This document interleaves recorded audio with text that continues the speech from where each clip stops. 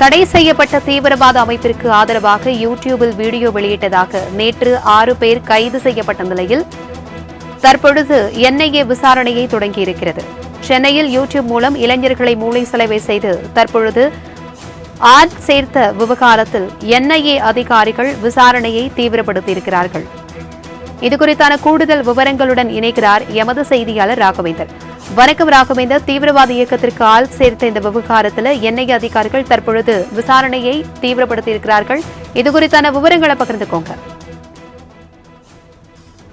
சென்னை ராயப்பேட்டையை சேர்ந்தவர் ஹமீது ஹுசேன். இவர் petrochemical engineer ஆவார்.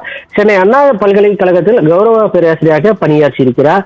இவர் தகிர் இயக்கத்துடன் இணைந்து செயல்பட்டு உள்ளார். இவரது தந்தை அகமது மன்சூர் மற்றும் இளைய சகோதரர் அப்துல் ரகுமான் இந்த அமைப்பிற்கு ஆதரவாக செயல்பட்டிருக்கிறார். இந்த அமைப்பானது பல்வேறு நாடுகளில் தடை செய்யப்பட்ட ஒரு இயக்கமாக இருக்கிறது.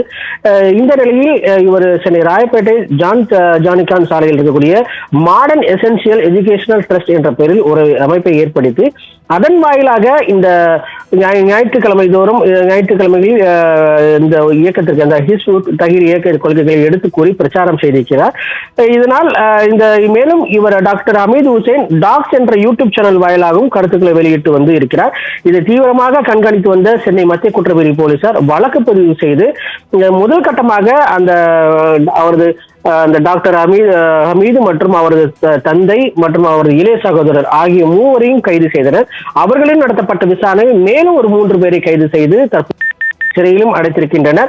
இந்த உலகம் முழுவதும் கிலாபத் என்ற இஸ்லாமிய ஆட்சியை கொண்டு வருவதே இந்த அமைப்பிற்கு ஒரு நோக்கமாக செயல்பட்டு வருவதாக தெரிய வந்திருக்கிறது. தற்போது இந்த வழக்கானது மத்திய குற்றப்பிரிவு போலீசாரிடம் இருந்து இந்த வழக்கானது தற்போது என்ஐஏ வழக்காக மாற்றப்பட்டு அதன் தற்போது விசாரணையானதும் நடத்தப்பட்டு வருவதாக தெரிவிக்கப்பட்டிருக்கு. என்ஐஏ அதிகாரிகள் இந்த 3 பேர் இந்த வழக்கு தொடர்பான ஆவணங்களை தற்போது சென்னை மத்திய குற்றப்பிரிவு போலீசாரிடம் வாங்கி இருக்கின்றனர். விசாரணையும் தொடங்கி இருப்பதாக தெரிவிக்கப்பட்டிருக்கு. இதன் அடுத்த கட்டமாக சிறையில் அடைக்கப்பட்டிருக்கின்ற அந்த 6 பேரையும் காவலில் எடுத்து விசாரணை செய்ய இருப்பதாகவும் என்ஐஏ அதிகாரிகள் தரப்பில் தெரிவிக்கப்பட்டிருக்கு. தகவல்களுக்கு நன்றி ராகவேந்தர்.